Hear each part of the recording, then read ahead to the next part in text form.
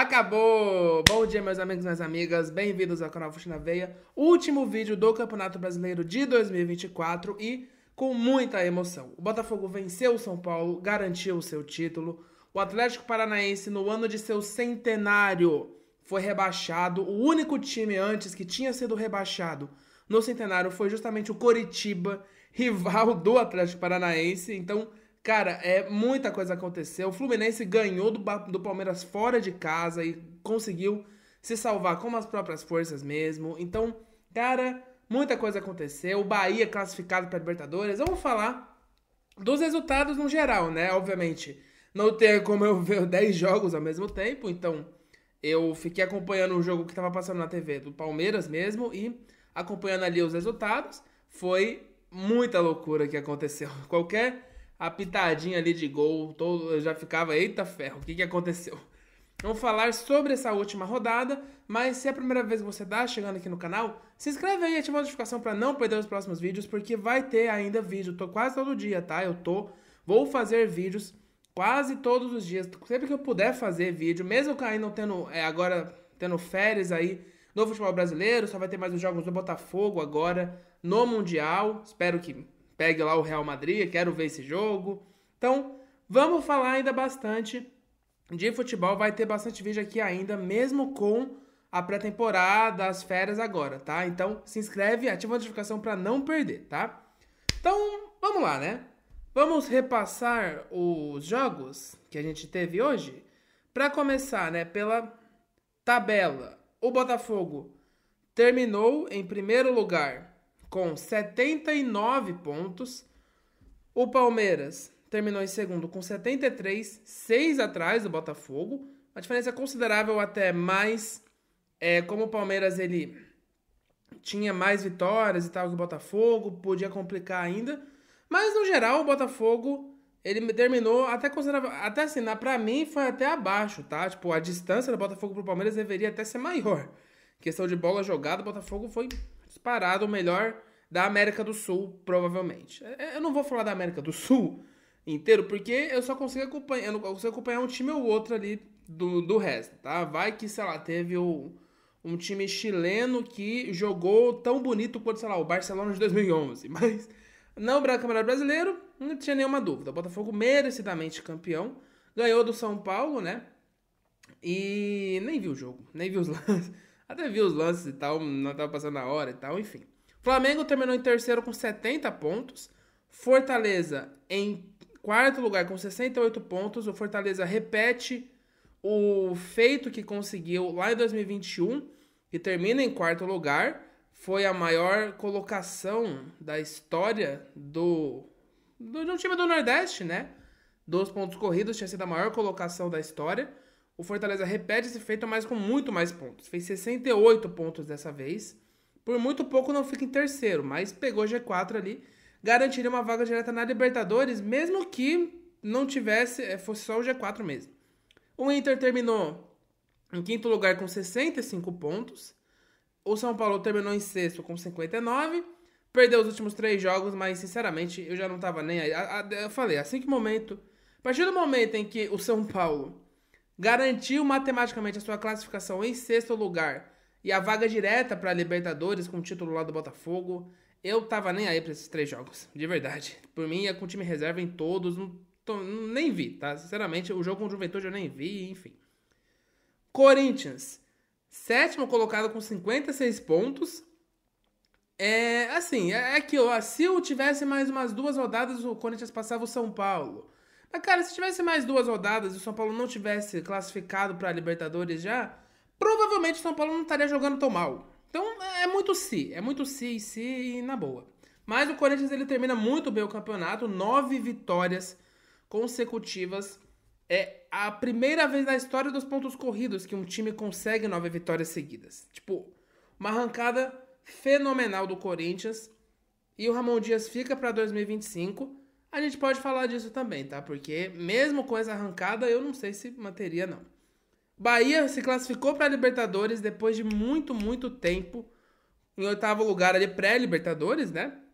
Bahia e Corinthians vão para pré-Libertadores com 53 pontos. O Bahia fez 53. E o Cruzeiro, com 52 pontos, ficou fora. Inclusive, saiu até notícia de que o Diniz ele seria demitido e tal, não é mais técnico do Cruzeiro e tudo mais. Eu não vi se isso tá confirmado já, não vi. Mas, cara, vamos falar primeiro a classificação, né?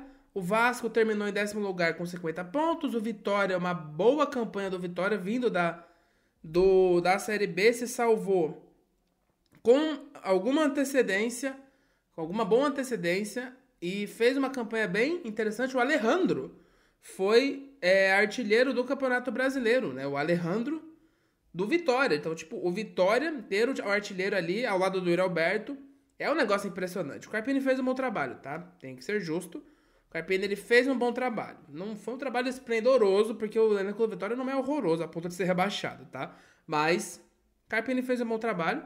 O Galo, que se salvou nessa última rodada, 47 pontos. Fluminense também se salvou nessa rodada, 46.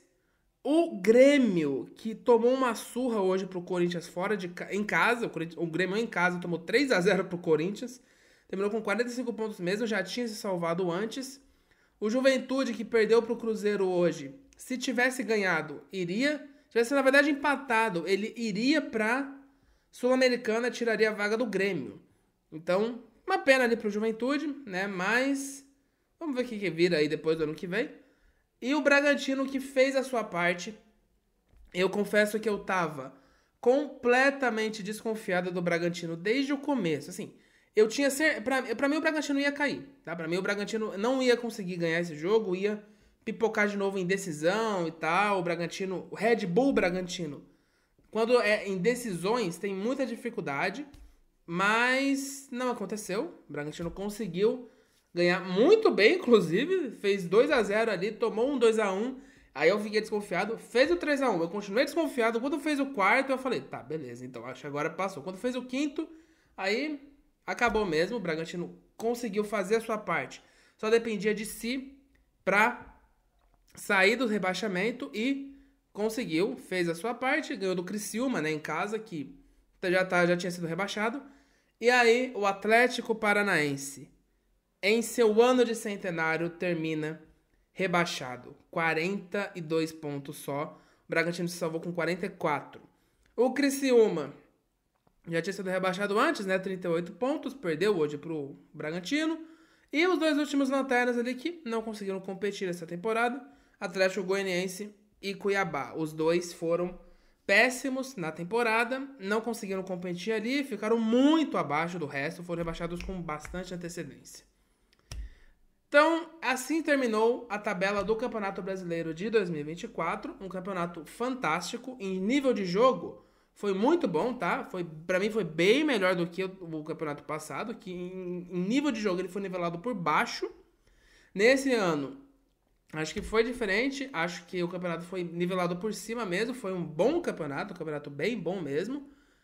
O Palmeiras, ele quase conseguiu tirar o título ali do Botafogo, mas sinceramente seria muito injusto. O Botafogo, ele merecidamente foi campeão brasileiro. Não tem nenhuma dúvida, gente. O Botafogo, ele não teve o melhor ataque, tá? O Flamengo e o Palmeiras tiveram um ataque melhor do que o do Botafogo, mas ele teve a melhor defesa do campeonato, disparado a melhor defesa do campeonato, tá?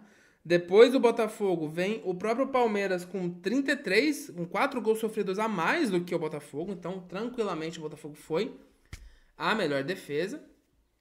E, cara, assim, em bola jogada mesmo, vamos falar de futebol? Bola jogada, o Botafogo merecia demais ser campeão. O Arthur Jorge fez um trabalho sensacional. O João Textor, o trabalho de scout, fez um trabalho também sensacional.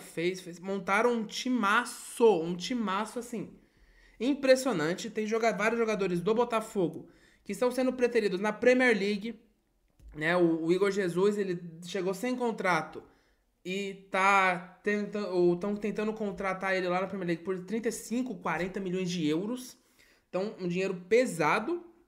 E o Luiz Henrique, que veio pra cá e saiu do Betis pra vir pra cá, né? Tava prometido para ir pro Lyon. O Barcelona tava pensando em contratar ele. Então, tipo, na Espanha, pra você ter uma ideia, falam que o Luiz Henrique talvez ele mereça ser titular no lugar do Vinícius Júnior. Mas isso provavelmente é jornal barcelonista lá que odeia o Vini Júnior, né? Acho que não tá nesse nível, não. Mas o Botafogo montou um timaço, e os 11 iniciais ali do Botafogo, todo mundo sabia. E foi o que melhor jogou futebol, foi o que mais mereceu ser campeão. E o Palmeiras, cara, em bola jogada, o Palmeiras ele vem de 2 anos ruins, tá? Isso precisa ser dito, gente. 2 anos seguidos que o Palmeiras pratica um futebol péssimo. Não péssimo, tá? Horroroso, não é isso. Mas, cara, pro que o Abel Ferreira já mostrou, pro que o Palmeiras já mostrou, o futebol do Palmeiras, ele é horroroso. A nível de comparação do próprio Palmeiras, ele é muito ruim. O 2023 do Palmeiras, ele foi salvo pela pipocada inacreditável do Botafogo e pelo Endrick, tá? O Abel teve o seu papel, conseguiu ali até mudar um pouco o time, meteu ali 3 zagueiros na reta final, ajeitou um time ali, mas quem salvou mesmo o Palmeiras, quem salvou mesmo o Abel, o ano do Palmeiras em 23, tinha sido o Endrick e o Botafogo. O Botafogo tem a derrocada, o Endrick acaba com o campeonato no segundo turno ali, nas últimas 10, 11 rodadas, ele acaba com o campeonato e o Palmeiras arranca ali pro título. E nessa temporada foi praticamente a mesma coisa, mas na verdade foi até pior. Porque o Palmeiras ele tem o melhor elenco da era Abel. Esse elenco do Palmeiras ele foi o melhor elenco da era Abel. Desde que ele assumiu, o melhor elenco que ele tem e ele foi muito mal com isso. Ele foi mal. O Abel Ferreira ele fez um time pior com melhores jogadores. O Estevão ele carregou muitas vezes o Palmeiras. Carregou. Se não fosse o Estevão, talvez o Palmeiras ele não pegasse nem G4. Então, o Estevão foi quem carregou o time muitas e muitas e muitas vezes. E chegaram. Tudo bem, o Abel ele teve o mérito de bancar o Estevão. De passar a mão ali na cabeça e tal. Bancar mesmo o moleque. E ele ajudou demais. Demais, demais mesmo. Mas, cara, chegaram pro Palmeiras. Aníbal Moreno, no começo da temporada aqui, tava comendo a bola, tava jogando um absurdo. E continua bem, tá? Eu não acho que o Aníbal Moreno foi mal, não. Ele é um baita volante. Chegaram André Anderson, um chapéu na Juventus. A Juventus queria o André Anderson e o Palmeiras ele foi lá e contratou eles. A Juventus e a Lazio, tá? A Lazio não queria que ele saísse, a Juventus queria que ele viesse e fosse pra lá e o Palmeiras foi lá e pegou esse cara. Então, um peso de contratação impressionante. Ele poderia chegar aqui e sobrar também. Ele é um excelente jogador. André Anderson, chegaram o Maurício, que é um garoto lá do... Era do Inter, né? E chega por uma bala também. O Inter ele acaba tendo que vender e tal. Então é um ótimo jogador, tanto que foi titular muitas vezes e tal. Até jogou bem. Chegaram o Giai, que era um dos melhores laterais direitos da América do Sul. Promissorzíssimo, muito promissor esse moleque. E chegaram... Quem mais? Eu não vou lembrar agora quem mais chegou. Não vou lembrar agora. Mas, em questão de elenco, esse era o melhor elenco que o Abel tinha em muito tempo. E ele foi mal. O Palmeiras ele jogou mal mesmo assim. Então, não tem comparação, tá? Em mérito com o Botafogo, não tem nenhuma comparação. O Palmeiras, ele foi muito pior e não merecia levar esse título, de verdade. Não é rivalidade, tá? Não merecia. Merecimento mesmo. O Palmeiras não merecia esse título. O Flamengo ali na reta final até aqui. Foi bem e tal, Fortaleza. Se manteve, até brigou pelo título em algum momento, mas acabou não conseguindo. O Inter teve arrancada absurda com o Roger Machado, mas não acabou nem na reta final, né? Sucumbindo. Acho que perdeu os últimos 3 jogos, né? O Inter. 3, 4 jogos, sei lá. Acabou não conseguindo brigar pelo título totalmente, né? Se tivesse mais tempo, talvez brigaria. Mas ali depois, quando a chance matemática zerou, acabou que largou mão mesmo.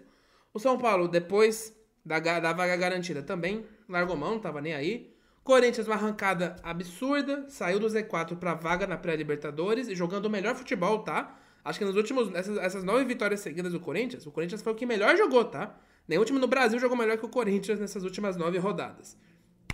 O Bahia, mesmo aos trancos e barrancos ali com o Senna, conseguiu garantir a sua vaga na pré-Libertadores depois de muito tempo. O Cruzeiro com o Diniz, acabou.